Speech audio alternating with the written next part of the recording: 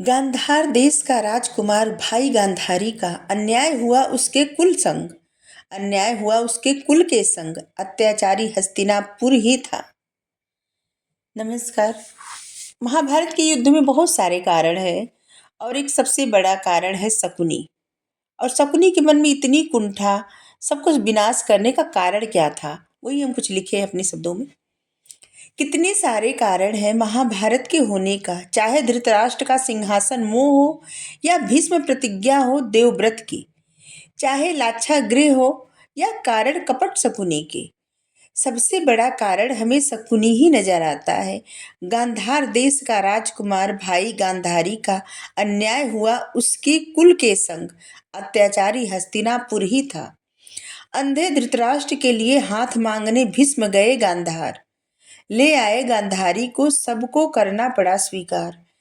गांधार नरेश को भरनी पड़ी हामी, गांधार नरेश को भरनी पड़ी हामी, उनकी मजबूरी थी। सशक्त था हस्तिनापुर, गांधार की कमजोरी थी। सशक्त हस्तिनापुर गांधार की कमजोरी थी। बांधा था आंखों पर पट्टी जब से गांधारी ने, मन में ही संकल्प किया था शकुनी की लाचारी ने। बांधा था पट्टी आंखों पर जब से गांधारी ने, मन में ही संकल्प किया था शकुनी की लाचारी ने। एक दिन पता चली भीष्म को छुपी हुई बात, वृक्ष और गांधारी का परिणय हुआ है साथ। वृक्ष और गांधारी का परिणय हुआ है साथ, परिणय मतलब विवाह। गांधारी थी मांगलिक, इसीलिए ब्याह रचाया था। हस्तिनापुर के भय के कारण भीष्म को कुछ नहीं बताया था।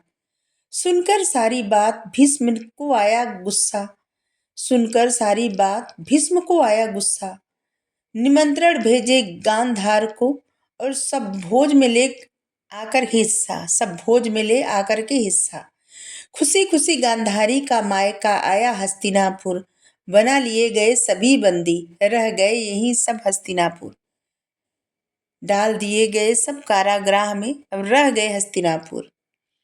एक मुट्ठी चावल भेजा जाता था कारागार में, एक दो दाना बांटा जाता था, सब बैठते थे कतार में। धीरे धीरे सब अपना हिस्सा शकुनी को लगे खिलाने, धीरे धीरे सब हिस्सा अपना शकुनी को लगे खिलाने।